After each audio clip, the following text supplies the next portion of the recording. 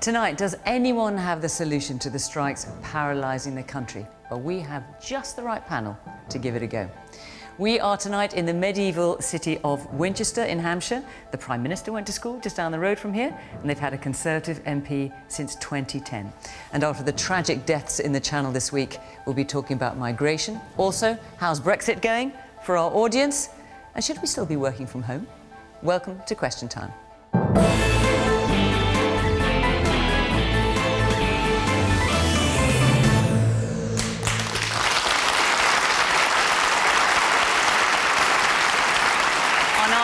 This evening, Conservative MP Jacob Rees-Mogg.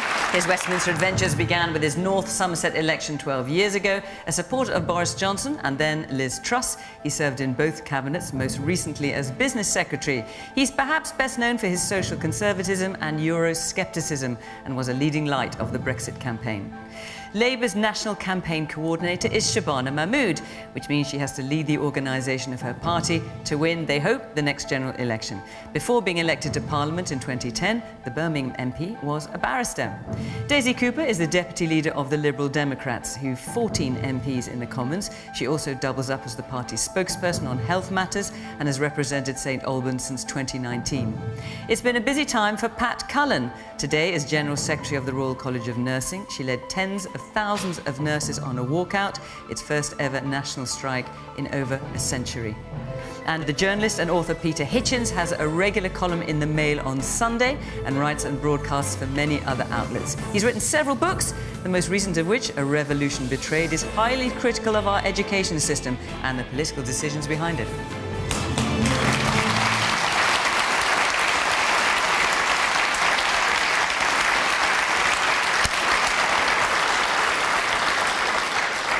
Good evening, welcome to Question Time, our last before Christmas. Welcome to our panel, to our audience here in Winchester, great to see you.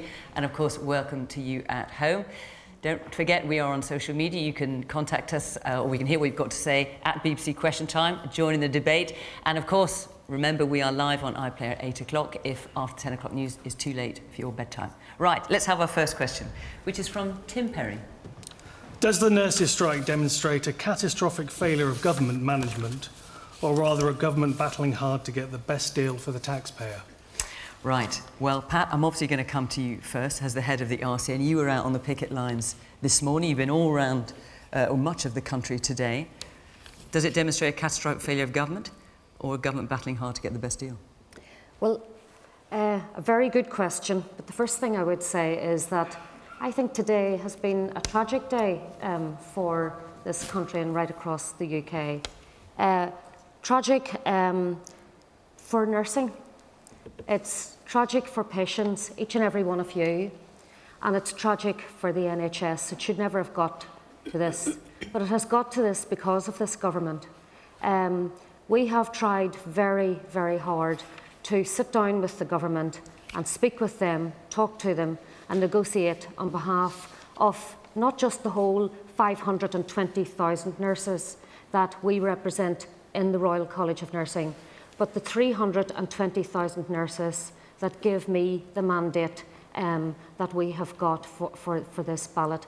I think every single one of those 320,000 nurses deserve better.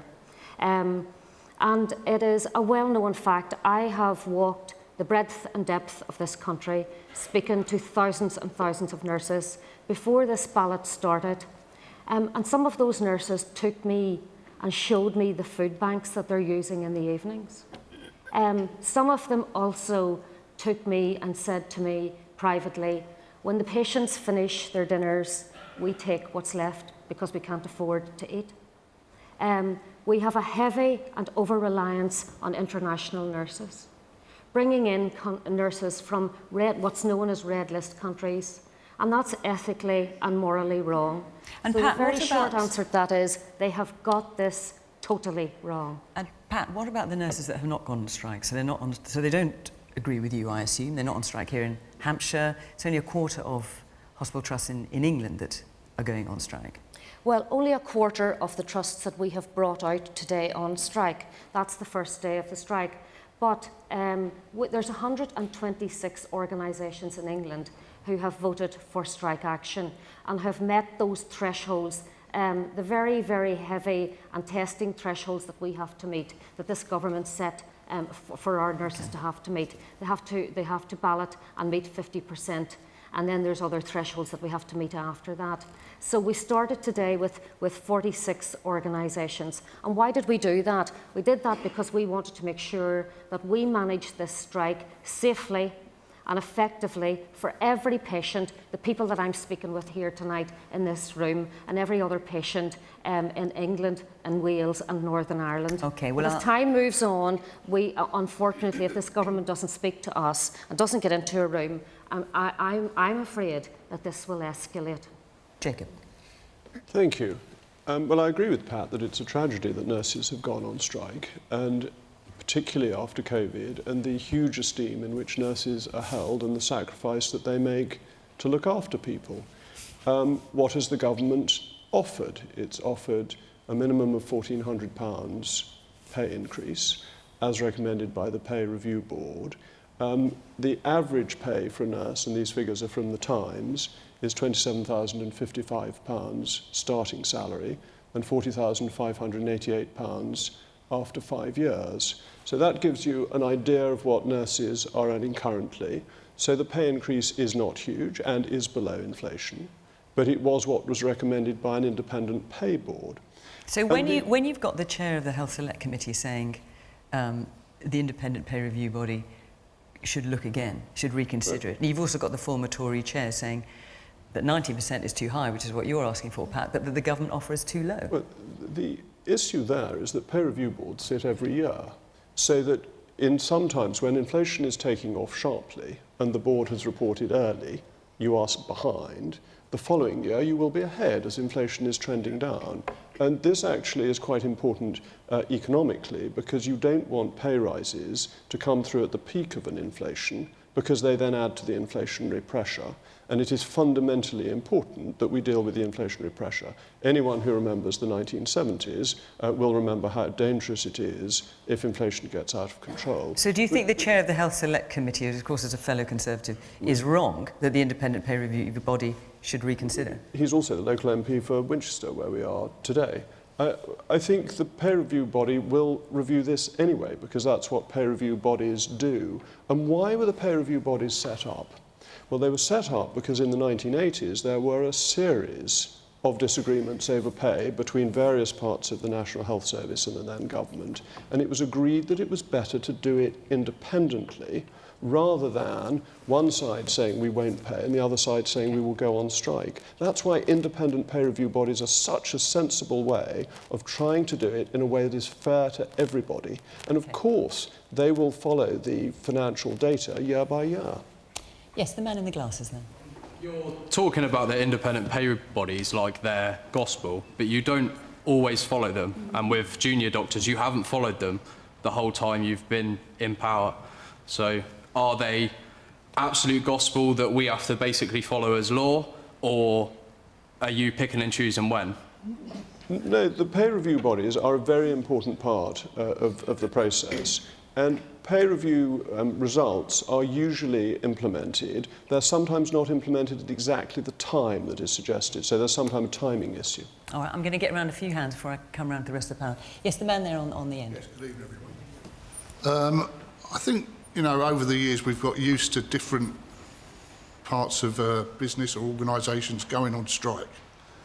The nurses one has come as a real shock. But how do you resolve this if there's no conversation? You know, the art of negotiation has to be discussion.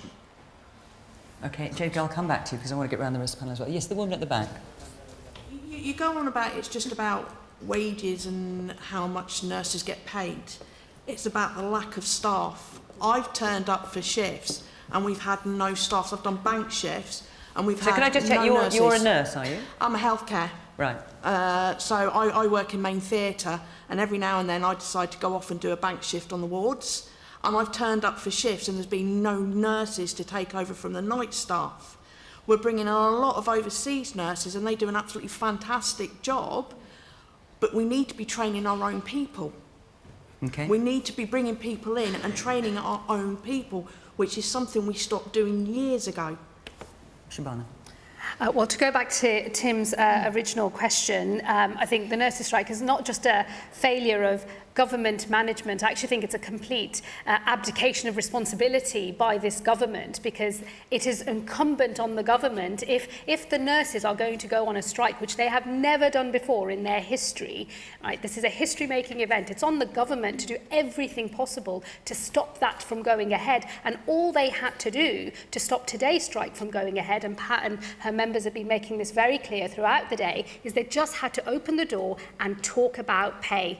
They didn't even have to reach a deal on pay to avert the strikes today. They just had to open the door and accept the principle that they were going to have a conversation with the nurses about their pay, and they failed to do that. So these strikes, I'm afraid, are totally on the government, and they are an abdication of the government's responsibility to make sure that we have the safe delivery of public services in our country and make sure that patients are not being let down. And what about in Wales then, which is obviously a Labour administration? What's going wrong there then? Because health is a devolved matter to Wales. Are they not opening the door? Are they not having negotiations? Health is a devolved matter, but in the end, it is the UK government that is doing the because obviously in deal. Scotland, the strike has not gone ahead because a different offer has been made. Absolutely. Should they be doing that in Wales? Well, look, I mean, there's got to be negotiations everywhere, but in the end, it comes down to the Health Secretary of the UK government who are making the decisions about funding, which are then sent out to the devolved administrations in Scotland or in Wales. And I'm afraid there's just simply no excuse for Steve Barclay, the Health Secretary, or in fact the Prime Minister himself, for not rolling up their sleeves and doing the hard yards of what government actually involves, which is negotiating and getting a deal. And it's not enough for Jacob and other Tories to basically hide behind the independent pay review bodies. I think one of the audience members said this earlier as well. That's just a convenient excuse. You can set aside what the independent pay review bodies have said. If you know there's going to be a strike, and if you know that the NHS, which is already struggling, is going to have more cancelled operations and more patients let down,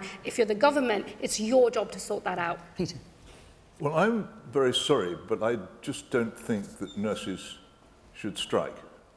I think that the profession of nursing is so important and is basically involved in showing mercy to other people when they're in desperate need, that it's an occupation where those who go into it should forswear striking, and I just don't think that they should.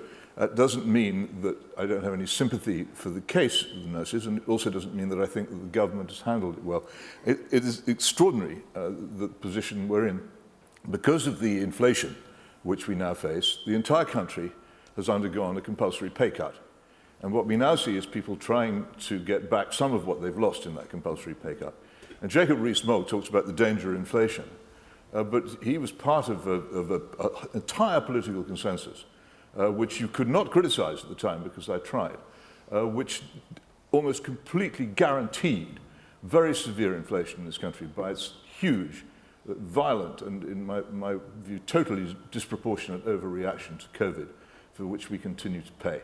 And this is the circumstance in which we find ourselves. The government going on about inflation and saying, we want to stop inflation. They should have thought of that when they started the inflation in the first place. You didn't oppose it. There was no senior political figure who opposed this lunacy, and we now live with it. And the catastrophe is very profound.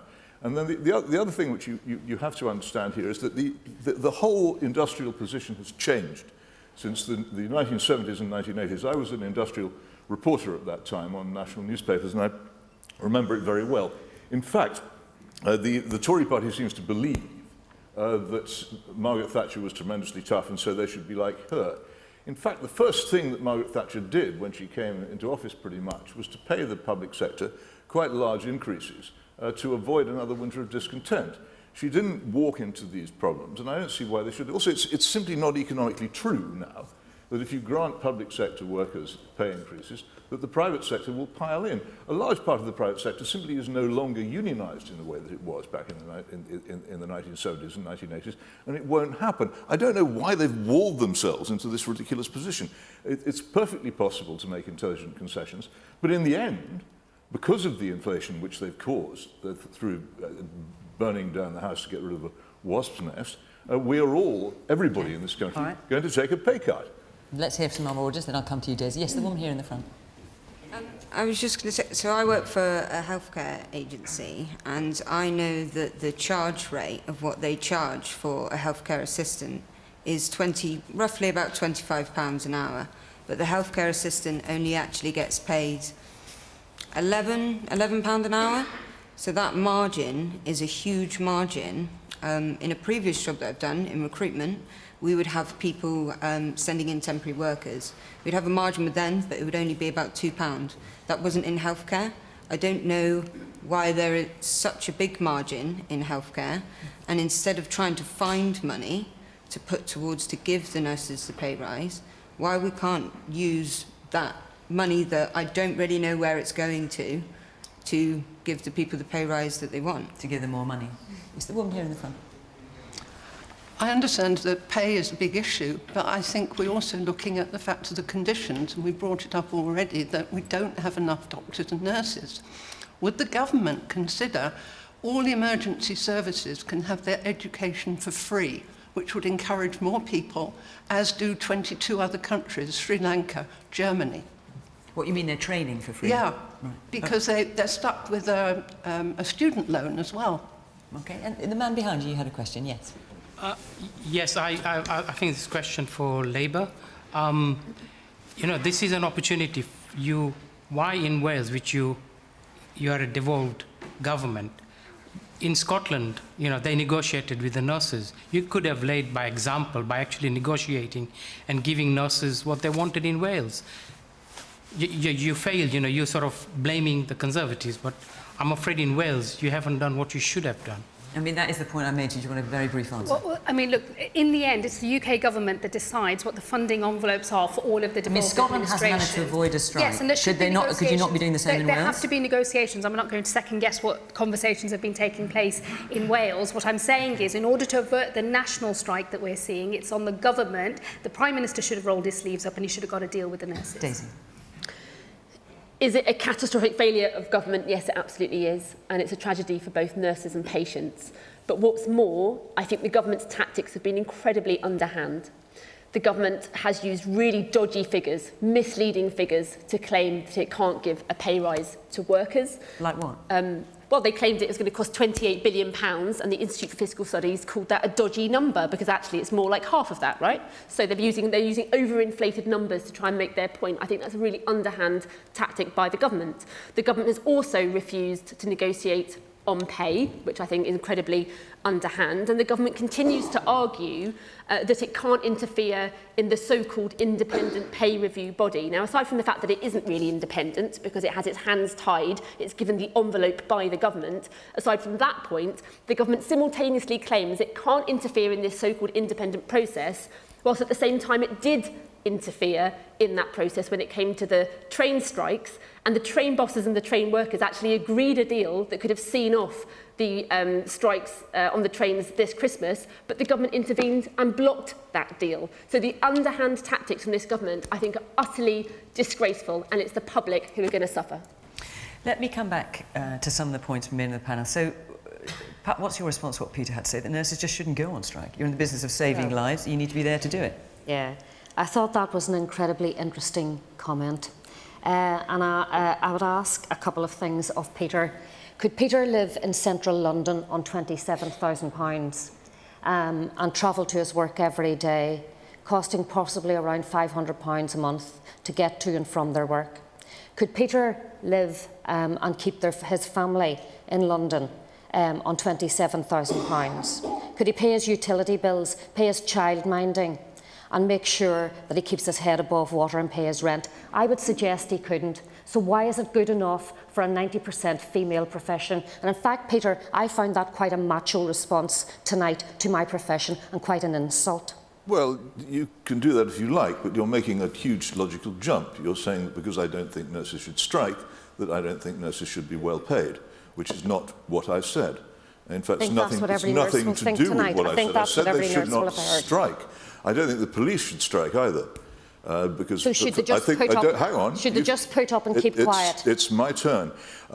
I don't think the police should strike either. I also don't think the fire brigade should strike. There are a number of people who should not strike. That does not mean that we should let them stew in low pay. It means that any government which recognises that groups cannot and should not strike makes sure they're better rewarded without putting them in the position where they should strike. You made a propaganda response to what I'm saying. Your own organisation in 1988, quite rightly, in my view, condemned a nurses' strike by the then National Union of Public Employees. And it was the Royal College of Nursing was in those days very much against striking for nurses.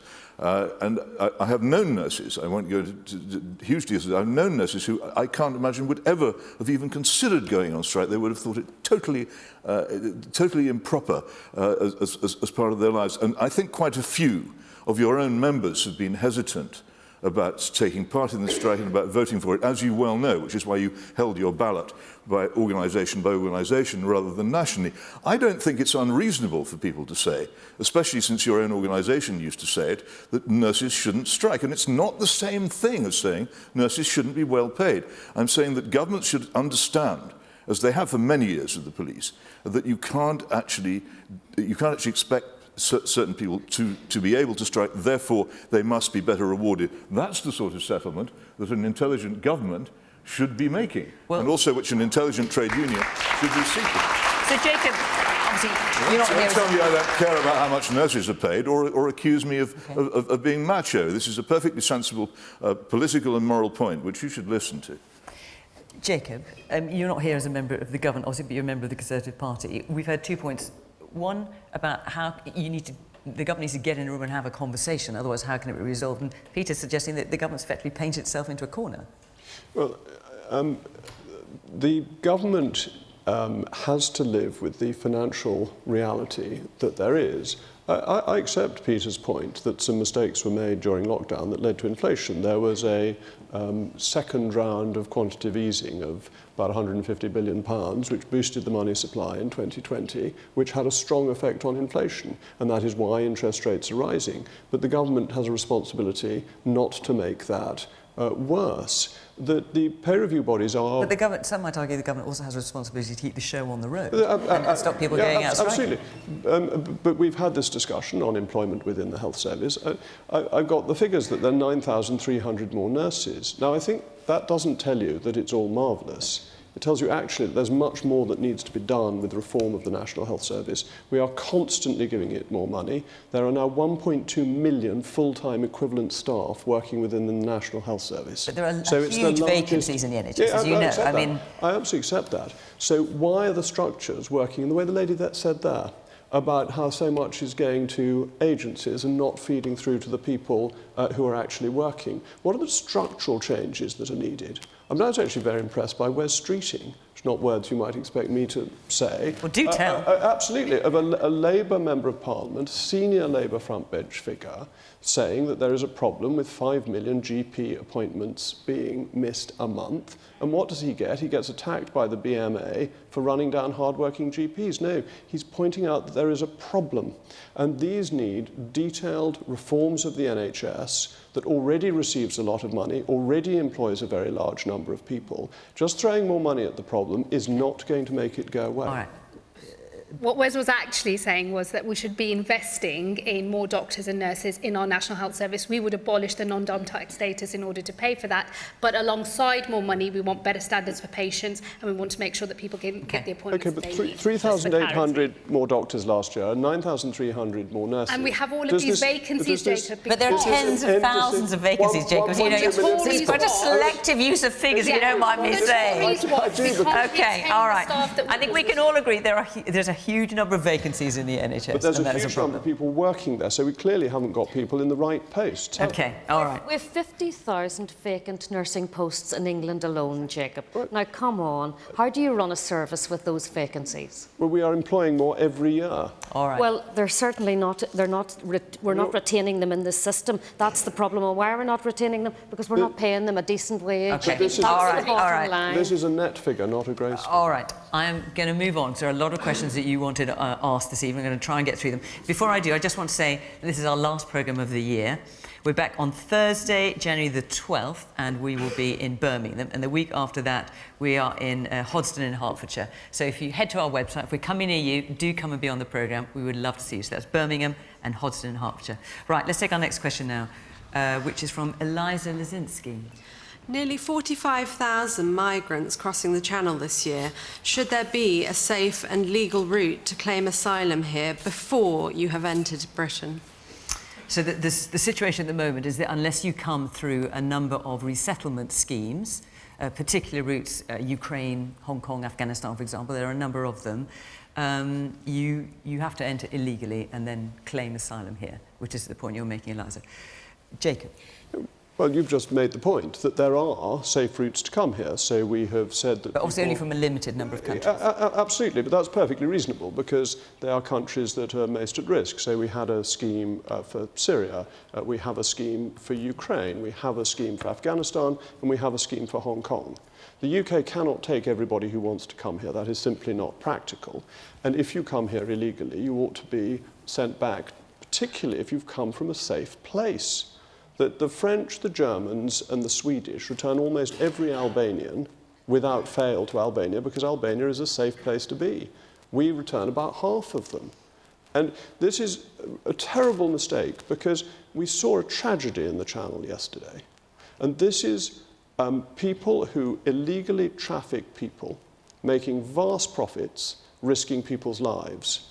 We need to have a system that stops that happening, and that should be an utmost priority. There are safe routes. We saw the figures about how many hundreds of thousands of people we had taken into the country in the last year. If you come from a country, Jacob, that's not on a safe route, I'm just thinking, we saw the demonstrations in Iran recently, and there's been one execution, another one is planned. So say, for example, you are at risk to your life in Iran because you've been part of the demonstrations. How do you get here legally? Well, we have a system of letting people come in. But how do you get here legally from Iran, for example? If they're coming from France, they are already in a safe country. So we are taking people from an already safe country. And if they want to come from Iran? I'm just picking that as an example. I think to come here directly from Iran is extremely difficult because the Iranians won't let you leave. But would we let them in? If you've got to a safe country, we would let people in who have a genuine fear of persecution, if they can get here. But if they've got to a safe country first, they don't need to come from France to the UK. We may like teasing the French, but France is not a dangerous country. Okay, and that seems to me to be a fundamental point. Once they have got to France, they are safe. Equally, if they've come from Albania, they were safe to start with. Shabana. Well, I mean, just listening to Jacob, who's talking about the things that we need in the system and the things that have gone wrong in the system, and so many Tories have been talking about how the system is broken. Who on earth do the Tories think have broken this system? They've been in government for 12 years. This is on them. This is their system, and it is shot to pieces because this government, when it comes to dealing with the Channel crossings, they prefer gimmicks, they prefer rhetoric, they prefer government by vibes, rather than doing the long, hard work of actually getting agreements with other countries. Jacob focused agreements with other countries to do what? Well, to return people? To return. So this is one of the real problems with this government. They've spent no time at all trying to get a successor agreement to what's called the Dublin Agreement. When we were in the European Union, we were part of an agreement whereby we could return people seeking asylum in our country to the first safe country in Europe that they arrived in on their journey. So we could return people. We didn't do it very much. Well, but we could have done it more with returning people to France or Germany or wherever else in the European Union they had stopped off when they were making their journey. We have no successor agreement to Dublin, and this government has spent no time at all trying to get another agreement that would replace the Dublin Agreement. So to be clear, what your main gripe then, from what you're saying, is not that you want more people to be allowed to come here legally, but you want to be able to return more people to the country they came from. It's part of a package. We've got to have safe and legal routes for people who are genuinely seeking asylum, and we need to work with the United Nations High Commissioner on Refugees to work out where the hotspots are, and I think we should be working closely with them to work out how many safe and legal routes we need and how many people we will take. And I think it's right that Britain plays its part alongside other countries in the world offering asylum. But we also also need to be able to return people who do not have a genuine claim or get them to another safe country. And this government has not put in the hard work of working with our international partners to get deals, to get agreements so that they will take some people as well. And Jacob referenced, teasing the French. Well, I'm afraid they don't owe us a living and they don't owe us a favour, and it's not okay to have Twitter beef with the French government and, play our relationships with our key partners for laughs and, for, making your Tory party members happy during the leadership contest. You actually have to take the job really seriously. Okay. They need to be persuaded to do a deal with us, not the other way around. The woman there in the white sweater. Thank you. It's all very well talking about sending people back once they get here, but we have to stop people crossing the channel. We have to have some system on the other side of the channel to save people crossing and dying. We have to do something on the other side. So would you like to see them being processed in terms of asylum claims over there, assuming yes, the French wanted to do that? I don't have a problem with people coming if we want them to come, or they can come and they need to come. But we have a problem with people coming across the channel, disappearing or dying. Okay. The man at the back there with the check scarf. Yes. Well, I feel, Labour are very quick to criticise the actions of the government. While Mr Rees-Mogg pointed out a very good solution, I think the solution is very simple, and that is you just don't let these people in. You cannot expect to fix all of the problems we have in this country at the moment with the NHS, the train strikers and everyone else on strike, and invite all of these people in at the same time. I feel we've got to take... So on no grounds whatsoever let them in? Well, I think we need to sort ourselves out first, take the log out of our eye before we try and take the twig out of someone else's. Okay. Man here at the front in the glasses. To prevent this tragedy, wouldn't it be better to have safe havens locally to those governments where people are running away for their lives? So to have places they can go nearer the country they're leaving? Rather than putting their lives at risk. Peter? There's been an enormous change because people have stopped being afraid of crossing the channel. And it's completely transformed the situation. The sea, which we all assumed was a barrier across which people couldn't and wouldn't come, has now become basically a highway. And once people arrive here, it seems to me to be fairly obvious that it's going to be very difficult to send most of them back even if they are illegal. People who arrive here tend to stay. So there's only one sensible policy here, and it's been partly pursued by the government, but not full-heartedly.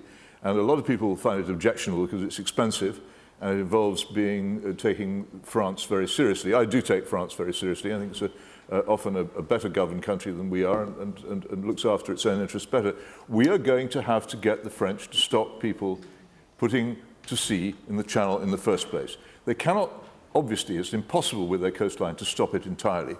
But if we pay them enough to mobilise their often very efficient and powerful state to do it, we can deter the people smugglers to such an extent that I think this traffic will more or less come to an end, and these tragedies, though they won't ever disappear entirely, will be much, much fewer. I mean, the government has offered tens of millions. You're just saying they're just not offering enough money. It's a rational policy. The money that we spend on renewing Trident or HS2, all this rubbish that we do, could be far better spent on securing what is now our real border, our real frontier with France is the French coast.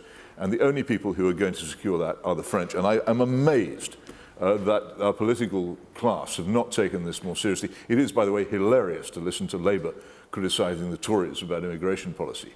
I don't know quite what position they think they're standing on, but one of the major failures of Labour in many, many years of power was to get any kind of control over immigration whatsoever. But this is something which could practically be done. It's within our power, it's affordable, it's civilised, and it's reasonable. And I really don't see why there isn't more concentration on it. Katie.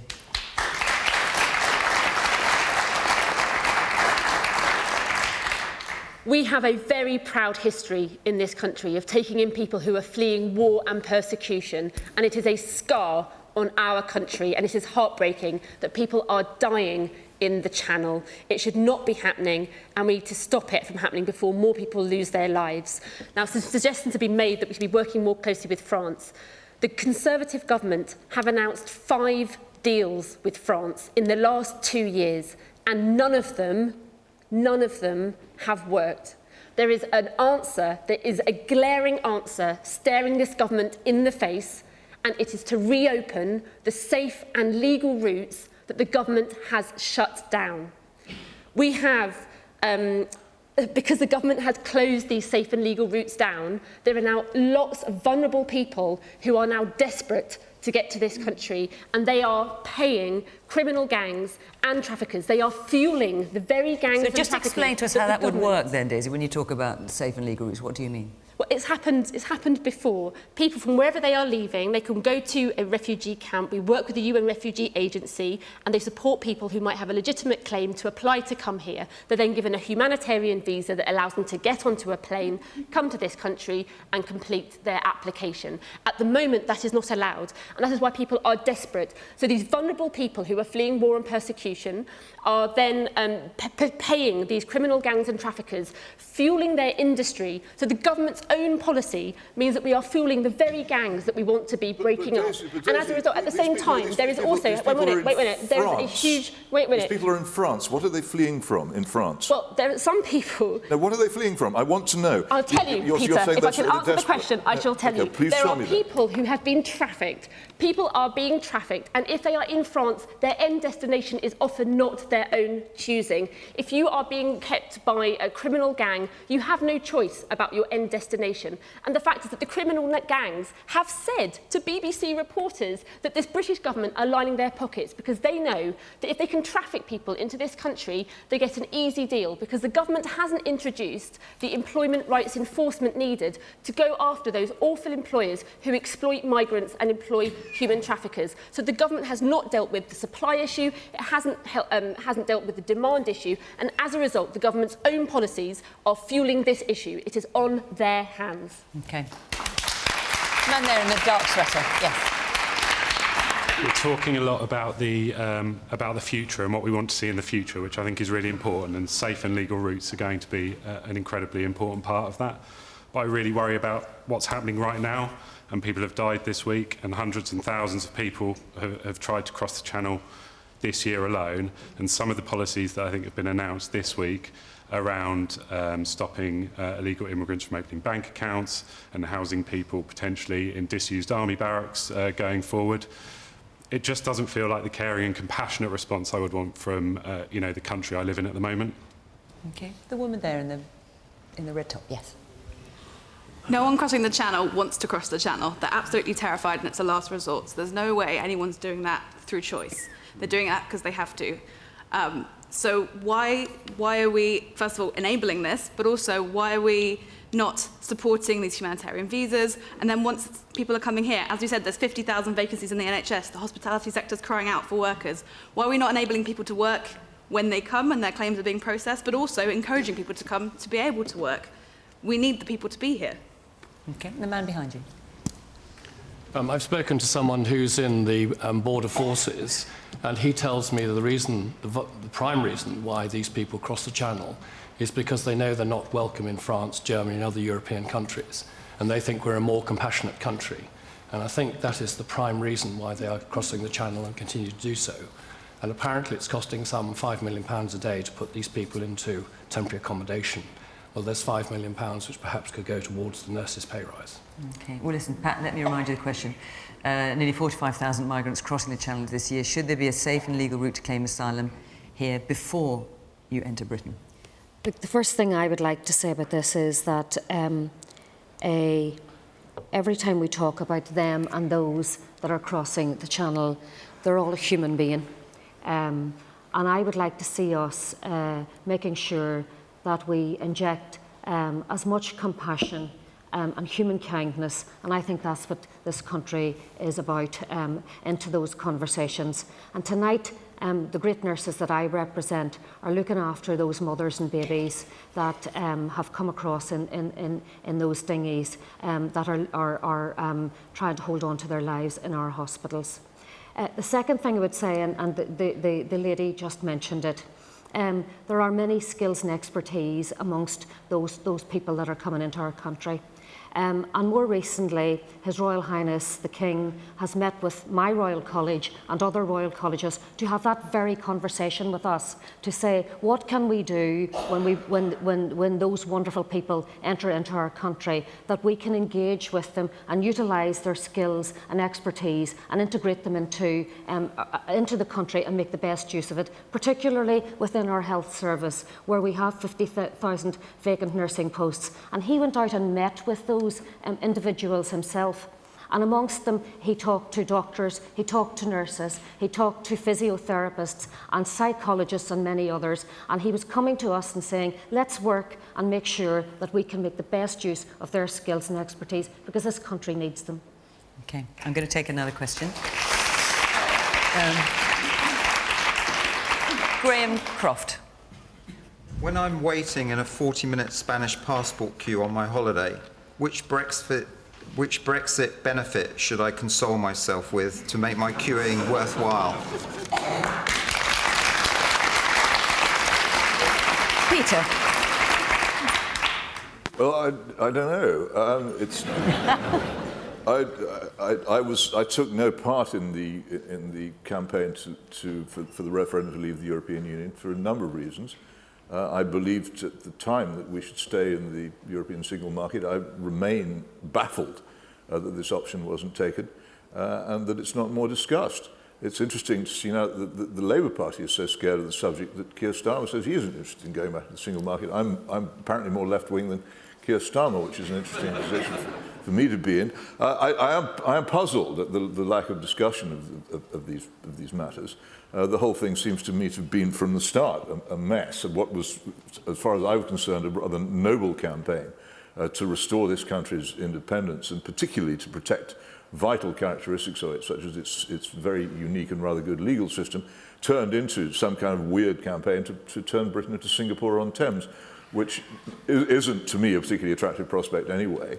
And it's rather obviously hasn't happened. So I'm rather the wrong person to ask. I can genuinely say it's not my fault, which I can't often say that, but I can honestly say it really isn't my fault. You need to ask, I think, Jacob. Well, let's ask Jacob. So you were, was it Minister for Brexit Opportunities? I was, yes. I think. Yes. So tell Graham, while he's fuming in his passport queue, what Brexit benefits he should console himself. Well, I'd tell him to go to holiday in Portugal, because the Portuguese have given us access to their e-gates, because they recognise that having British tourists is a good thing to do. So you should go where you are welcome. And if the Spanish don't want British custom, there is no need to spend your hard-earned money on Spain. But what are the advantages? The basic advantage is democracy. You now decide how you are governed. Your votes cannot be overruled by a cabal in the European Union, and a corrupt cabal in the European Union, who has been reading the stories about the huge amounts of money. Peter's quite an expert on this and reported on it effectively. Huge amounts of money that have been paid out in the European Union in bribes that we reported about today. Is that how we want to be governed? By a corrupt, crooked European Parliament? Or do we want to make our own laws on your votes? That is the fundamental, principled basis. And then what flows from that? Well, there are things that are already passing through Parliament. So we're having a massive reform of financial services regulation to make our system more competitive. We've got the Solvency II coming through that could put £100 billion extra investment into British industry. These are big things that are happening. The retained EU law bill that could get rid of potentially 4,000 bossy interfering European laws that interfere with our lives, that pass through Parliament without so much as a by your leave. I mean, you know, this is really fundamental groups, Jacob, democracy. such as the Institute of Directors, who said, hang on, when it comes to a big bonfire of EU regulation, please don't do that, because you could be throwing out the baby with the bathwater. This is absolutely fascinating. I'll give you an example of the chemical regulation. The chemical industry complained bitterly against the REACH regulations. They said they're terrible, we hate them, they should never come in. As soon as they came in, they said, oh, that's marvellous because it keeps everybody else out. So you often find that businesses get the protection against competitors and suddenly say, let's keep these regulations. Mm-hmm. So what we want is to put the consumer interest first, and that means deregulating. Well, there's quite a few hands up. Yes, the man there in the grey sweater. Yes, I've spent the last 30 years as a director in the wine industry, so I experienced firsthand just how terrible things have become post-Brexit. And I find it incredibly disappointing as a lifelong Conservative voter to hear Jacob saying all this stuff. So how is it difficult for you? Just from a bureaucracy point of view and the paperwork, I mean, everything that was literally, we imported and exported wines for 30 years for leading wine companies. And we just see delays, we see paperwork problems, everything has become so much more complicated. And the whole point about, this being oven ready, it's about as oven ready as a frozen turkey take out 5 minutes before Christmas Day. It really is a joke. And I think it's time that someone starts being honest. None of the political parties are actually talking about Brexit, and it's one of the most fundamental problems we've got. Going back to the nurses, it was £350 million a week we were going to give to the NHS, according to Boris's bus. Of course, that's forgotten about. No one talks about it anymore because it's a fundamental breakdown in the truth that politicians are dealing with the electorate. It worries me so much. My daughter's here tonight, and I look at the fact that people can tell untruths time and time again, and then they're just forgotten. And Brexit was the beginning of all this, and I think as a society, it's incredibly worrying about where this is going to lead to. OK, so Jacob, I'm going to bring the rest of you in, obviously. How do you persuade your fellow Conservative there that Brexit is a good thing when he's saying it's hindering his business? On wine, we have deregulated the import of wine from Australia and New Zealand, so we're making it easier for other countries to export to the UK. It's completely not true. This is exactly what we've done. That's part of the free trade agreement. No. So is that helping you? Not at all. And I'm a member of the Wine and Spirit Trade Association who lobby constantly with the government. And at the moment, the alcohol duty situation is terrible. They're talking about, to make one thing at the moment, without going into too much detail, we've got like 2 bans for wine, so basically over 5.5%, under 15.5%. Very simple. What the government are proposing is to have basically 15 bans within that. At every half percentage point you'll pay duty on. That's a great example of not making things simple. It's going to make it 15 times more complicated. But that's a tax issue. That's something that the Chancellor decided to do. The import of wine from Australia and New Zealand has been made more simple. And what about other countries that make wine? The wine coming in... well, we've done the trade deals with Australia and New Zealand. We have the opportunity to do them with other countries. France, Italy? I mean, I presume that's what you're talking Argentina, about. I mean, literally, the world of wine, we're one of the most important countries from an export point of view, second only to the United States, for wine buyers and producers to bring it into it. And every single one of the people I speak to outside the UK find it incredibly difficult now to ship wine into the UK. We've taken away one of the biggest success stories we've got.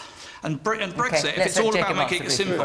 Well, we have a huge deregulatory opportunity. As I say, we've done it with Australia and New Zealand, and we need to do it with more. I absolutely agree we should make it really easy to import. That is now under our control, whereas it used to be decided by the European Union. Before, Jacob. You were taking something that was working, and now you're making it not work. No. What happened before was there was a market across the European Union, but coming in from outside the European Union was subject to high tariffs and much greater regulation. We have the ability to remove that, and we've already started doing it. Judging from Graham's face, you haven't convinced him, I'm afraid. Daisy. So there's absolutely no doubt that the Conservatives' Brexit deal has been devastating for our economy. It has absolutely wrapped up small businesses in red tape and reams of paperwork. In my constituency in St Albans, my hospitality businesses, social care sector, NHS, engineering, they all say they can't get the workforce that they need because they can't bring people in. And we saw just a couple of weeks ago that we would have had 4,000 more GPs coming to the country had it not been for Brexit. We know that farmers have lost out, fishermen have lost out. The trade deals that have been done with other countries have made us worse off, and the other countries have done better out of it. So what would you do, Daisy? Well, I mean, to finish the point, which is that Jacobs talks about taking back control. I mean, there's no parliamentary scrutiny or approval of any of these trade deals, and that in itself is really appalling. So what would we do? Well, actually, the Liberal Democrats are the only party that have set out a plan as to how we want to rebuild our relationship with the European Union. At one of our recent conferences, we adopted a 4-stage approach to doing that. First of all, we want to fix the existing deal we have with the EU because it isn't working, particularly for small businesses and for many other parts of our economy. Secondly, we want to look at rejoining many of the programmes that the EU has, whether that's education, whether it's science, or whether it's security. There are many different bodies that we could have been a more influential member in when we left the EU, and the government chose not to do that. Then we want to look at improving the trade deals that we have with other countries, and then at the fourth point, at some point in the future, to rejoin the single market, because I think that is really, really important for this country. So we've set out that 4-stage plan. We are open about talking about that, but I think however anybody voted a few years ago, we don't want to reopen those wounds of the past. We have to look to the future, and it's clear that this deal isn't working. The woman at the back there with a red streak in your hair. I agree that Brexit is an absolute disaster for this country, and Jacob Rees-Mogg talks about corruption within the EU. I wonder, what about our own British government? Are they not corrupt? I don't think we've seen €1 million in suitcases in the UK. I think we should be. You're talking about from the Qatar government in terms of gaining influence with the World Cup, are you? I think we don't. I think we don't know formally which government it is. Hang on. If you shout at once, no one can hear you. What are you saying? I said we've seen absolutely plenty of contracts given out by Tory ministers to their mates during the pandemic. The contracts are not given by ministers. Contracts are given out independently of ministers, as you perfectly well know. OK.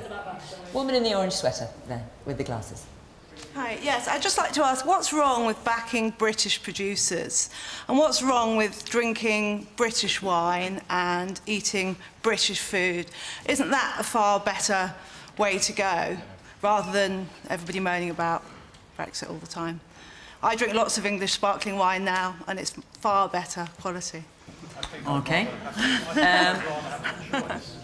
So sorry, just saying, we've got the French wine, Australian wine, or any other product. And this guy here, the wine importer, he says it perfectly. Jacob answers by saying it's a tax matter. Taxes are driven by the economic circumstances. Clearly, the economic circumstances were such that drove the Chancellor at the time to generate the kind of taxation that makes it prohibitive for him to run his business successfully. Shabana. Well, look, there's no doubt Brexit has been an incredibly divisive issue, and it's still incredibly divisive now. Look, we don't think that, we don't want to relitigate the debates of the past. Won't be going back into the single market under a Labour government. There'll be no return to freedom of movement either. But it is still possible to make Brexit work, and that's our challenge to the government. They've got to get a better deal than what we currently have, and I agree with the comments about the so-called oven-ready deal, which, I mean, is like a frozen turkey and it's still thawing out. And that's where the government has really been asleep at the wheel. They could and should have got a stronger deal with our partners in the European Union. It would help if you don't trash your relationships with the people that you want to do a deal with. You know, they don't, as I said earlier as well, when we were talking about small boat crossings, other countries don't owe us a living and they don't owe us favours and they don't have to do deals with us. So we have to have a grown-up approach to our relationships with the people that we want to do deals with. And then we've got to be really clear-eyed about what those deals need to include. So some of the ways that we could improve the current Brexit deal that we've got that would ease the pressures that we're seeing in our ports and that would stop all of the economic impacts that we're seeing as well. We should get a veterinary services agreement with the European Union. That would stop the issues with the Northern Ireland border, and it would stop the issues that we're seeing with food supply. We are a big exporter of our services. We should be pushing for mutual recognition of services and professional qualifications. That would be a way of improving this deal and making sure that it works for the British economy. So there's lots of practical things that the government could be doing today to make Brexit work. And instead what you get actually is rhetoric from Jacob about, you know, all that we've got back is our democracy. Well, I'm afraid, yes, democracy is very important, but under the Tories it doesn't stop you from being let down by your government. So actually the government has to step up to the plate, get a better deal, make Brexit work, and then we'll see some of these pressures ease off. Pat. Yeah, well, I'm one of the fortunate people that has got an Irish passport, so I can actually still manage to get through very easily. But when I'm travelling with my colleagues from other UK countries, I have to wait at the other side for an hour for them to get through, and I don't think that's acceptable. Again, the people in Northern Ireland, the majority did not vote for Brexit. But look what's happening now in Northern Ireland with the protocol, and it has actually collapsed the government in Northern Ireland. So bring that back to the health service. This health service has suffered as a consequence of Brexit. We've seen a complete exodus of European nurses. We couldn't afford to lose any of those nurses out of the system, but they did as a consequence of Brexit, and that has led then to a further over-reliance on international nurses and rating red list countries of the very, very few resources that they've got to fill those vacant posts as well. Okay, we've got 5 minutes left. I'm going to squeeze one more question in from Archie Valentine. Do the proposals for flexible working, which include making it easier to request working from home, risk damaging businesses already struggling with recruitment and high costs? Shabana, do you support this proposal? So it basically means from day one, you can request, it doesn't mean you definitely get it, you can request the right to work from home, work part-time, job share, that kind of thing.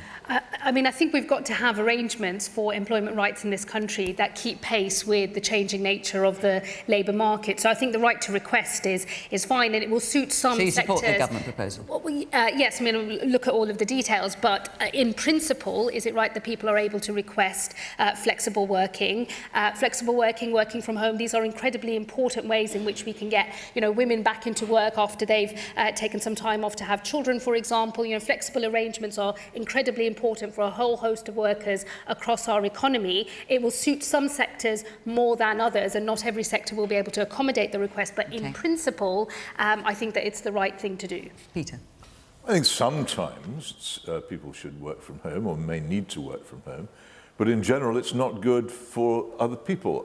Anybody who tries to deal with any kind of government agency at the moment or large firm, many of whose staff are still working from home, will know how much worse the service is as a result. And I don't think it should be a normal thing. I think it's one of the many grave pieces of damage done by the COVID panic, and I think it's time we recovered from it. I'm lucky in this myself. I don't much like working from home. I've tried it. I worked from home twice abroad. You're neither at home nor at work, and also you're much too close to the refrigerator. So in general, I'm against it. But I know some people prefer it, but I just think that if you're working in any kind of service to the public, if you're not working from a proper place of employment or a ministry or a passport office or whatever it is, the service will be worse. And I think we all suffer from that. Well, there's very few nurses can work from home, so... but I'm just thinking, because you have admin staff, yes, I think, we absolutely do. In your union. And if you think back at the very beginning of the pandemic, people were forced to work from home, weren't they? It was just an overnight move. And now we're into the new world of working in a hybrid way. And I think there's a lot to be said for that. I'm a great believer in choice and giving people choice. But the other flip side of that, and I'm a mental health nurse, is that we have seen the consequences of people having worked from home and being isolated and on their own for a long period of time, and the impact that that's had on their mental health and well-being. And by the very nature of being humans, we're sociable beings, so there has to be a halfway house, in many words, that we have time at home, but also that we get together and come in and be together at work. Now, we've only got a couple of minutes. I need to get two more people in the panel. So, Jacob, you famously went round putting notes on people's desks saying, well, not quite saying come in, but saying I'm terribly sorry I've missed you. That's right. Basically a canvas card, which all of us who are politicians will have dished out many of. I only did 3 of these, but they got rather more reported upon than I'd actually done. I presume you don't support this government proposal, then? Oh, no, I think it's an idiotic proposal. Just to be clear. Just to be clear. In my very brief stint as business secretary, I was trying to make sure it didn't happen. But I was only there for 7 weeks. Working from home can be fine. As Peter says, there is a place for flexible working. And when the pandemic struck, it was very important that we kept as much going as possible. And I was actually very keen on Parliament carrying on. And to do that, it had to be remote. But I then became very conscious that the MPs carried on not coming in, but our security teams were all there and the cleaners were all there. And so the better paid you were, the less you had to come in. This didn't seem to me to be particularly fair. I don't think it's fair on the young, who were sitting at home in probably quite small accommodation, and not the best working conditions. It was fine if you're like me and you're middle-aged and you've got a house and a garden. It's not so fine if you're at the beginning of your career. Jake, I'm You're sorry not- to Can I interrupt. just... No, because I've got 30 seconds left. right, okay, I'm so sorry. sorry. It's just, just something we've got to do because we haven't got time. It's Daisy. the role of government to enable businesses and workers. It is not the job of government to tell businesses and workers what to do or to how to do their job. So yes, we should absolutely support the idea of having a right to request flexible working. In fact, government should be giving businesses and workers more opportunities as well to come to the right arrangements for them. Right. Our 60 minutes are up, Jake. I'm so sorry. We'd like to have heard more of what you had to say. Thank you very much to the panel. Thank you to the audience for coming here along tonight. Very good to see you. Christmas is coming for us, for all of you. This is our last programme before Christmas. We will be back in the new year. We will see you next in Birmingham from Question Time. Have a great Christmas. Bye-bye.